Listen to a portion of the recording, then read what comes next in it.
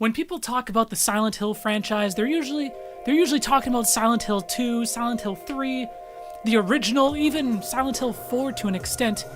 Nobody ever talks about Silent Hill Shattered Memories. Perhaps because it was a Wii exclusive and then eventually was ported to the PlayStation 2 in 2010. How strange is that?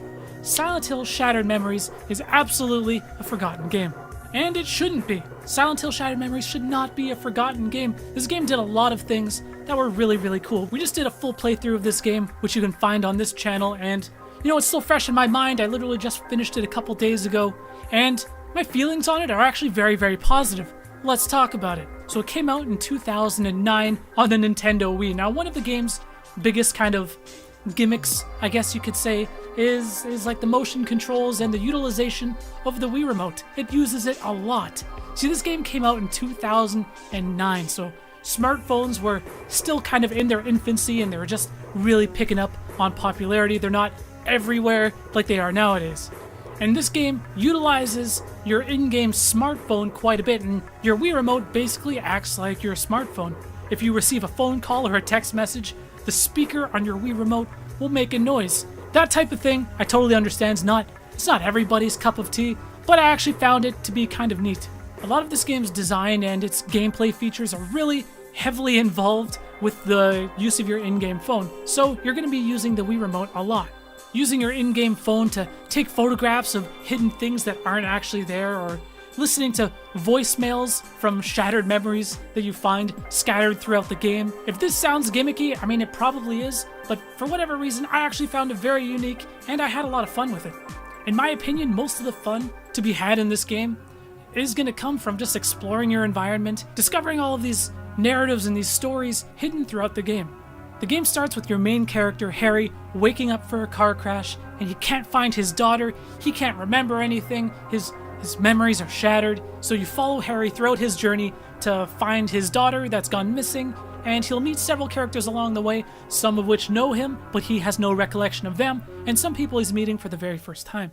And the story has a lot of twists, has a lot of turns, it has an ending that caught me by surprise. I didn't see it coming. Another cool thing that this game does, when you first boot up the game, you're going to get a red screen that gives you a little bit of a warning that this game psychologically profiles the player, and it'll change the game in certain elements of the game depending on your actions and depending on how you answer certain questions given to you by like this in-game psychiatrist who will pop up periodically throughout the game in these like psychiatrist sessions, and he'll give you questions that have no right or wrong answer. They're more philosophical questions, and certain parts of the game are going to change depending on how you answer. Apparently, I don't know why, they said that I was obsessed with sex. I don't know why, I was just answering truthfully.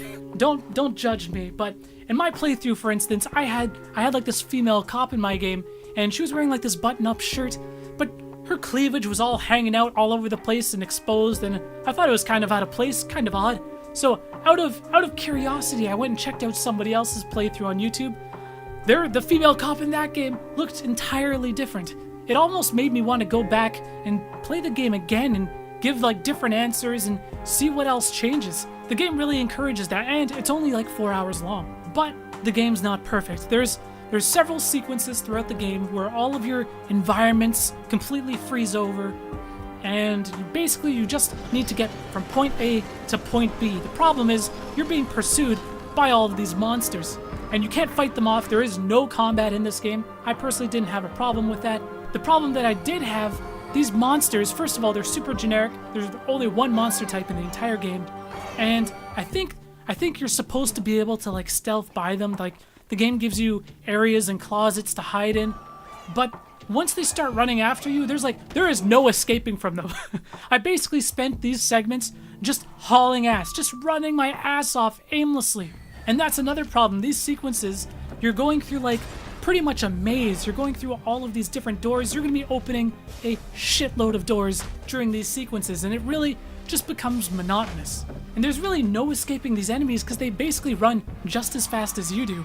I really don't understand it. Like, these sequences, they're just not fun. They're just frustrating and annoying.